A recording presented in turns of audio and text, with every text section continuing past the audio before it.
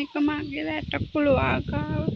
ගෙදර නිකන් ඉන්න එකේ මේ වගේ වගාවක් කරලා ඔයාලත් හිතේ තියෙන ප්‍රශ්න අමතක වෙලා සැහැල්ලුවක් දැනෙන්න මේ වගේ ලස්සනට මල් වගාවක් කරලා ඔයාලගේ ගෙදරත් අලංකාර කරගන්න. මේක තමයි මගේ පුංචි ගෙවත්ත සහ මගේ මිදුල. වැස්ස කියලා බෑනේ ඉතින් ලස්සනට තියාගන්න ඕනේ ගෙදර.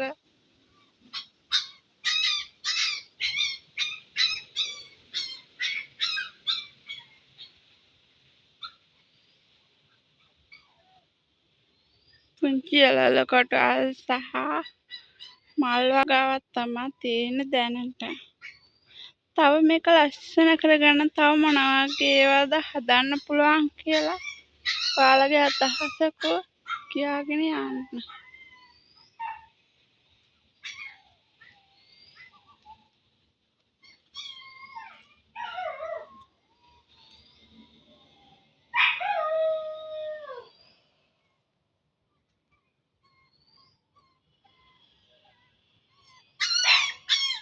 ලස්සනයි නම් අනිවාර්යෙන්ම ලයික් එකක් දාලා කමෙන්ට් එකක් දාගෙන යන්න කියලා හරි ආදරෙන් මං ඉල්ලලා සිටිනවා. ඔයාලා හිතන්නේ මේ ඉස්සරහ විතරක් ලස්සනට මේ වගේ ඇති කියලා නේද? නෑ පිටිපස්සත් ලස්සනට හදලා තියෙන මේ වගේ. එන්නකෝ අපි යන් බලන්න.